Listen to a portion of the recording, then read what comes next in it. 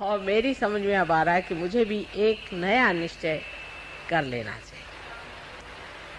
और नया निश्चय जो है कि वो हमने जो विश्व धर्म बनाया है, जो हमने विश्व धर्म की स्थापना की, जिसको हम मानते हैं, उसकी मर्यादाओं में जो नहीं रहता है उसे सहयोगी कहलाने का अधिकार नहीं। ऐसा मैंने सोचा है कि एक नया निश्चय हम लोग कर लें। जो इसकी मर्यादाओं में रहता है वही इस धर्म का पालन करने वाला हो सकता है। जो विश्व धर्म को मानता है वो अगर इसमें नहीं रहे तो उसको हम सहयोगी मानने को तैयार नहीं।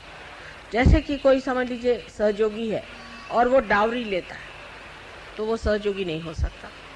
कोई है वो जाति पाति विचार रखता है, वो सहयोगी नहीं हो सकता। कोई ऊंच नीच विचार रखता है, वो सहयोगी नहीं हो सकता। तो आज मैंने यही निश्चय किया है कि आज से जो भी कोई इंसान अपने को सहयोगी कहलाएगा उसमें विश्व धर्म की पूरी कल्पना होनी चाहिए। इतना ही नहीं कि कल्पना में हो, लेकिन उसके आचरण और व्यवहार में अगर ये बात नहीं हो, समझ लीजिए किसी सहयोगी ने इस तरह की हरकत की तो उसको सहयोग में रहने का अधिकार नहीं है।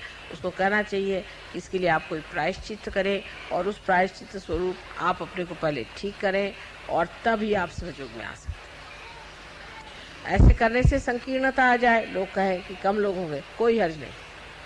भगवान के दरबार में भी बहुत कम जगह बची हुई है, आपको पता नहीं है। वहाँ कितने लोगों को आप घुसेड़िएगा, नरक में भी जगह नहीं रह गई। तो कहीं बीच में ही लटका के लोगों को रखना पड़ेगा। इसलिए जो आधे अधूरे लोग हैं, जो कहीं के न रहे, ऐसे लोगों को सहयोग में नहीं आना चाहिए। बेकार में परेशान करने से कोई फायदा नहीं।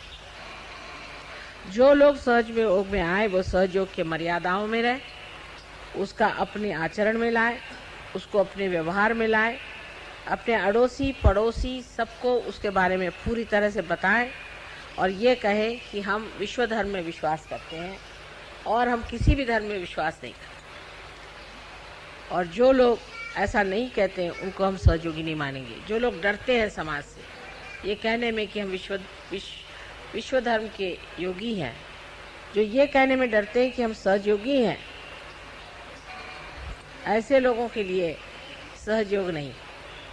सहयोग की मर्यादाएं बिल्कुल आपको पूरी तरह से माननी पड़ेगी। जैसे कि बहुत से लोग हैं वो कहते हैं कि वहाँ हम थोड़ी बहुत शराब वराब पी लेते हैं, थोड़ी बहुत सिगरेट भी पी लेते हैं, तंबाकू भी खा लेते हैं, आप सहयोगी नहीं हो सकते। जो सहयोग की मर्यादाएं हैं उस मर्यादा में जो मनुष्य नहीं रहेगा वो विश्व धर्म को नहीं मान सकता। और ये विश्व धर्म हमारा जो है इसको पूरी तरह से स्वच्छ रखना है, क्योंकि ये सिर्फ विश्व धर्म नहीं है, विश्व निर्मल धर्म है। इसमें कोई भी अशुद्ध बात हम आने नहीं दे सकते। इसलिए जो अशुद्ध है वो इसमें नहीं आ सकता। इसमें वही लोग रहेंगे जिन्होंने पूरी तरह से विश्व धर्म निर्मल धर्म को माना और उसके तरह अपना आचरण किया। यही निश्चय आज हमने अपने जन्मदिन के दिन किया हुआ है और आशा है आप लोग इसे प्रेम से स्वीकार करें।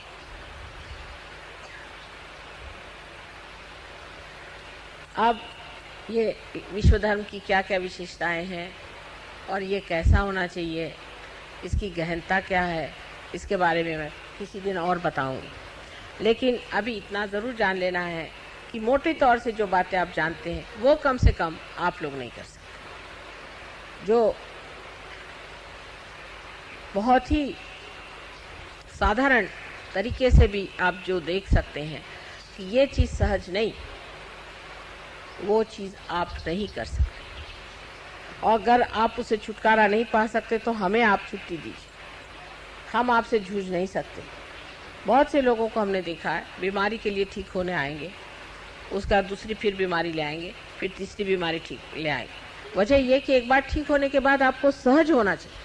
अगर आप सहज नहीं हुए, फिर से आप असहज हो गए तो फिर से आप बीमार हो जाते, फिर आपको कोई बीमारी लग जाती, फिर आप जिंदगी भर हम आपको धोबी जैसे धोते ही रहें क्या? तो आपको भी अपने को निर्मल रखना चाहिए और इस धर्म को इस तरह से मानना चाहिए कि ये हमारा अलंकार है, ये हमारी शोभा है, यही हमारी विशेषता है। इसीलिए आज हम संसार में इतने ऊंचे स्थान पर बैठे। अंग अंग में इसका विचार होना चाहिए। प्रत्यंग से वाइब्रेशंस बहते हैं। ये समझ लेना चाहिए कि परमात्मा इतने लालायित हैं आपको इसे सुशोभित करने के लिए, लेकिन आप कितने इसके प्रति जागरूक हैं और आप कितने इसके लिए सिद्ध हैं, ये आपको खुद समझ लेना चाहिए। हमसे जितना हो सकता है आपसे हम बता देते हैं और यही मानदंड चलेगा कि जब तक आप सहयोग के धर्म के पालन नहीं करेंगे तब तक आप सहयोग में अंदर आ नहीं सकते। आपको पूजा का अधिकार नहीं, किसी चीज़ का अधिकार नहीं रह जाए। और जो लोग इस मर्यादा में रहेंगे उनको ही ये अधिकार रहेगा। हो सकता है उसमें 4-5 ही लोग रह जाएं, कोई हर्ष नहीं, आसानी रहेगी।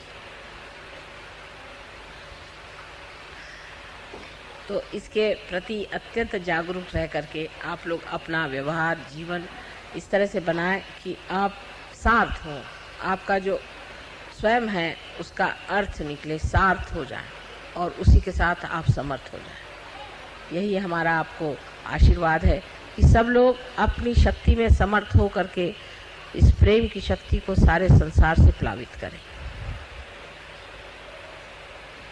सत्य का तो एक रूप है, वो है श्री माँ के चरण।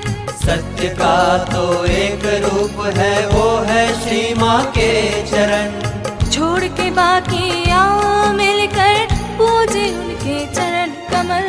सहजी सहज बढ़ाए जा, सहजी सहज बढ़ाए जा, सहजी सहज बढ़ाए जा, सहजी सहज बढ़ाए जा। श्री माँ से तू आशीष लेकर मोक्ष को पा जाएगा। सहजी सहज बढ़ाए जा, सहजी सहज बढ़ाए